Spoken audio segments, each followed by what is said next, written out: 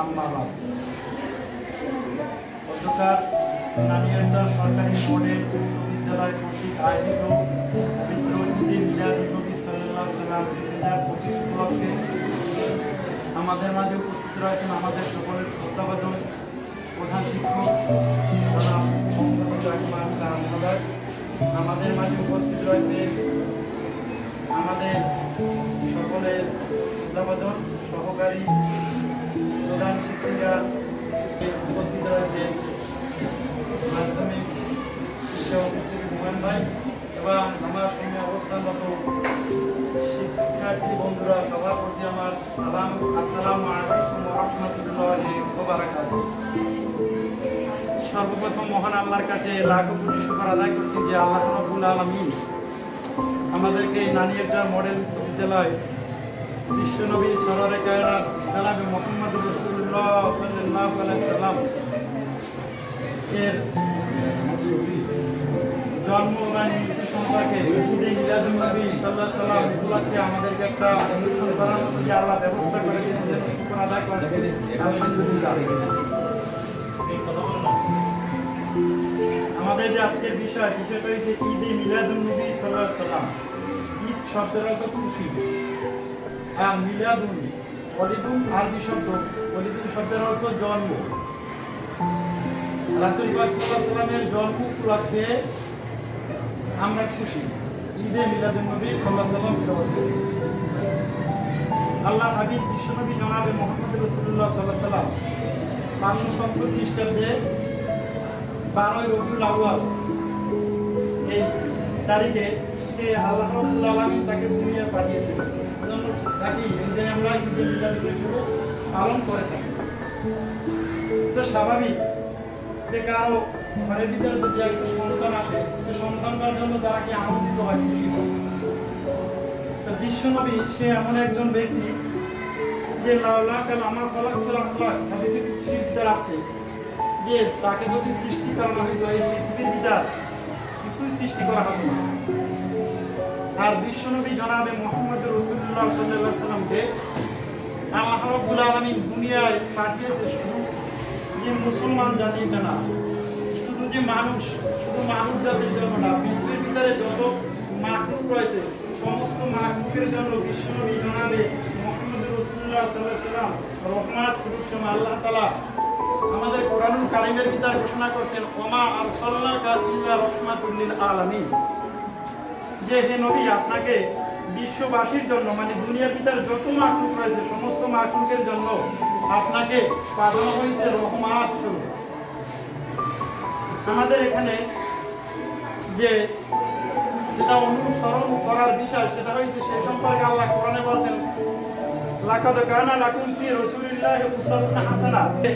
জন্য একজন মানুষ হিসেবে আমাদের যে অনুসরণ করতে হবে আল্লাহর হাবিবের জন্ম থেকে মৃত্যু পর্যন্ত সে তার জীবনটা কিভাবে পরিচালনা করছে, সেটা তার শিশুকাল, সেটা তার যৌবনকাল, সেটা তার সামাজিক জীবন, এক কথায় তার জীবনের পুরো জীবনীটা। যেমন মা আয়েশা সিদ্দিকা রাদিয়াল্লাহু তাআলা আনহা, সে ছিল বিশ্বনবী জনাবে মুহাম্মদ রাসূলুল্লাহ সাল্লাল্লাহু আলাইহি ওয়াসাল্লাম যত স্ত্রী ছিল তার ভিতরে সবচাইতে কুমারী, সবচাইতে ছোট স্ত্রী, তার সাথে আল্লাহর হাবিব বেশি সময় কাটাইছে, করছে। মারা যাওয়ার পরে বিশ্বনবী জনাবে মুহাম্মদ রাসূলুল্লাহ সাল্লাল্লাহু আলাইহি ওয়াসাল্লামকে সম্পর্কে মা আয়েশা সিদ্দিকা রাদিয়াল্লাহু তাআলা আনহার সাথে জিজ্ঞাসা করা হয়েছিল যে তার চরিত্রটা কেমন ছিল, সে কেমন মানুষ ছিল। আয়েশা সিদ্দিকা রাদিয়াল্লাহু তাআলা আনহা জবাব দিয়েছিল যে বিশ্বনবীর চরিত্র 63 বছর এটা আমি কি কখনো শেষ করতে পারবো না। তার চরিত্র হইতেছে আল কোরআন। আর কোরআনের শুরু থেকে শেষ পর্যন্ত যা কিছু বলা হয়েছে আল্লাহর হাবিব এর চাইতে এক বিন্দু পরিমাণ বেশিও করেন না। এখান থেকে তার জীবনের ভিতরে কোনো ঘাটতি, কোনো কম ছিল না। এভাবে বিশ্বনবী জনাবে মুহাম্মদ রাসূলুল্লাহ সাল্লাল্লাহু আলাইহি ওয়াসাল্লামের কি তার চরিত্রটা কোরআন অনুসরণ করলে এটাই তার চরিত্র।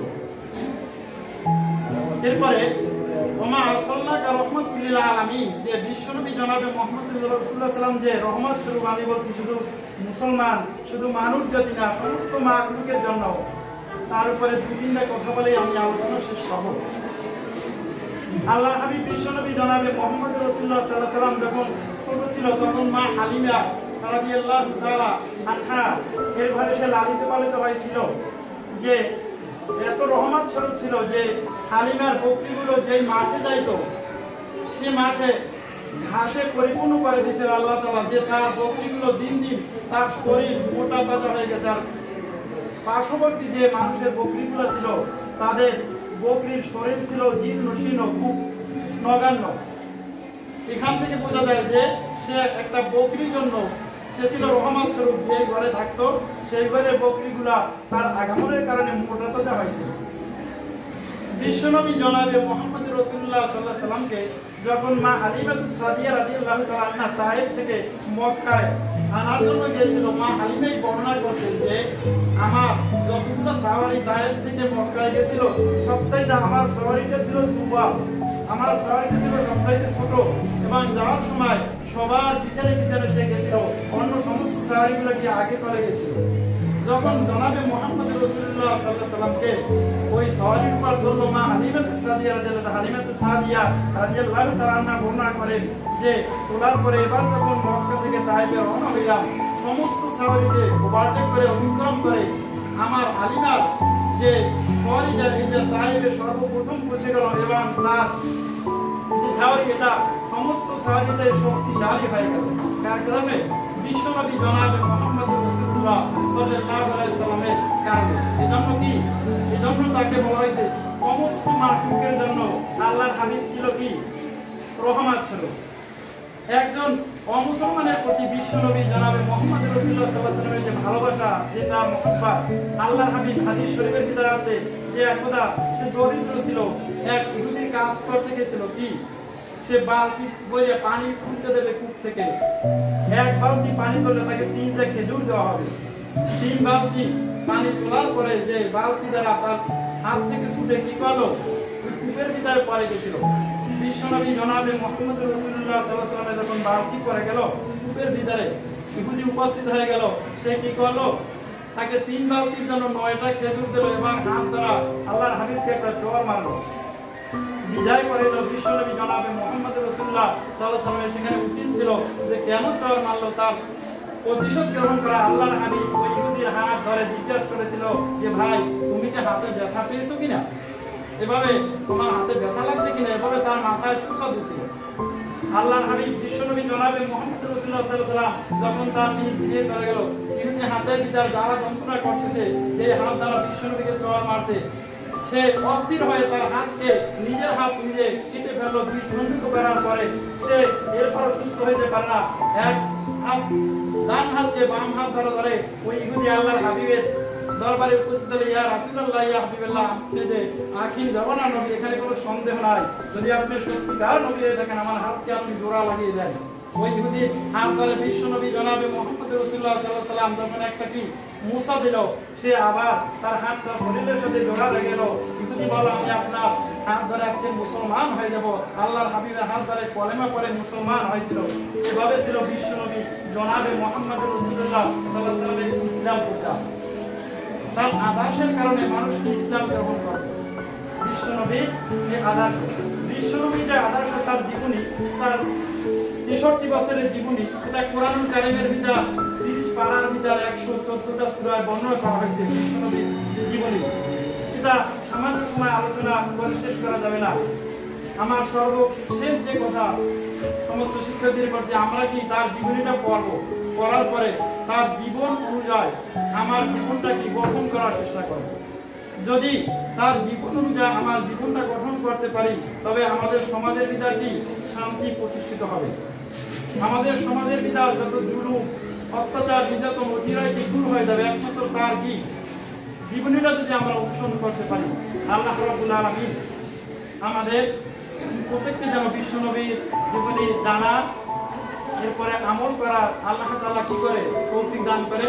সাথে সাথে আমরা নানিয়াটার এই মডেল উচ্চ বিদ্যালয় যে ঈদে মিলাদুন নবী সাল্লাল্লাহু আলাইহি ওয়াসাল্লাম উপলক্ষে গত বছর থেকে আমরা এই 2 বছর আমরা যে অনুষ্ঠানটা সুন্দরভাবে করতে পেরেছি, আমাদের প্রধান শিক্ষক, সহকারী প্রধান শিক্ষিকা মহোদয় এবং অন্যান্য সমস্ত শিক্ষকদের কি আন্তরিকতা ছিল, তাদের সহযোগিতার কারণে কি আমরা এটাকে করতে পারছি। আল্লাহ রাব্বুল আলামিনের পক্ষ থেকে রহমত নাযিল হয়েছে।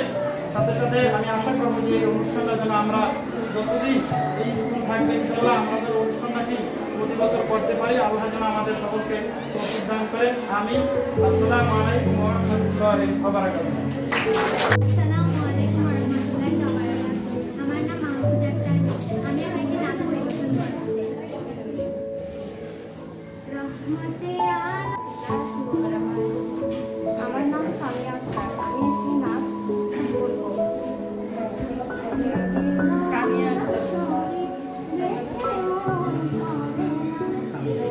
আমার নাম জান্নাতুল ফেরদৌসী। আমি নবম শ্রেণীর খসাকার একজন ছাত্রী। তোমার বুকে রাখো আল্লাহরই ভয়, আসবে না কোনোদিন পরাজয়, আসবে। নমস্কার, আমার নাম বিজয় চাকমা। আবৃত্তি করছি আমার নিজের একটি স্বরচিত কবিতা।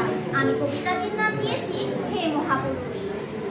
হে মহাপুরুষ হযরত মুহাম্মদ সাল্লাল্লাহু আলাইহি ওয়াসাল্লাম, তুমি এসেছিলে আল্লাহর রহমতে, এসেছিলে তুমি জগৎ উদ্ধারিতে, তুমি এসেছিলে মানবের কল্যাণে, এসেছিলে তুমি আল্লাহর পথ দেখাতে, প্রচার করে গেছো তুমি অনেক ভালো। তাই আমরা সবাই এসব মানি।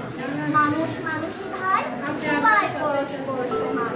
দিয়ে গেছেন তিনি এ কথাকে ভুরি ভুরি প্রমাণ। তার বাক্য ছিল কোমল, মধুর ও মনোহর, বলে সূত্রটা পর্যন্ত করত অনুভব আকর্ষণীয় শক্তি তার। বলে তারা মুহাম্মদের বাক্যে আছে ইন্দ্রজাল, এমন আছে প্রয়োজন কোথার তামাল। বলেছেন তিনি চলো সত্য ধর্মের পথে, তাই তো নিজের জীবন মুক্তি রাখো চুরি, পাপ আর লোভ লালসা হতে। সবাইকে ধন্যবাদ। এর মধ্যে বক্তব্য রাখার জন্য অনুরোধ করছি রানিয়াচর সরকারি মডেল বিশ্ববিদ্যালয়ের প্রধান শিক্ষক জনাব মোহাম্মদ চাকমা। জনাব মোহাম্মদ আজকে পবিত্র মিলাদুন্নবী জবান উপলক্ষে আমাদের আমনা রচনা, চলচ্চিত্র রচনা এবং কবিতা আবৃত্তি প্রতিযোগিতা এবং এই পুরস্কার বিতরণী অনুষ্ঠানে আমাদের মাঝে উপস্থিত আছেন আমার পরে বিকালে প্রধান শিক্ষক উপস্থিত আছেন আমার সহকর্মীবৃন্দ, উপস্থিত এখানে প্রতিযোগিতায় অংশগ্রহণকারী ছাত্রবৃন্দ, সবাইকে আমার এই জয় হতে পারে নাই, তারা মানে পরাজয়, বিজয় পরাজয়, আমি সবাইকে অসংখ্য আমি ধন্যবাদ জানাচ্ছি। যারা পরাজয়ী তারাও আগামীতে জয় হবে এই আশাবাদ ব্যক্ত করে উপস্থিত সকলকে আরেকবার আমি আন্তরিক ধন্যবাদ জানিয়ে আমার বক্তব্য এখানে শেষ করছি। ধন্যবাদ সবাইকে।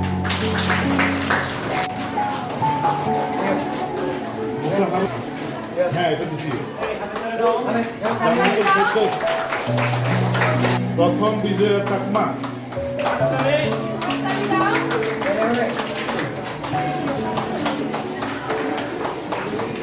ফেরদৌস নবম শ্রেণীর বিশাখা। জান্নাতুল ফেরদৌস মণি সপ্তম বি।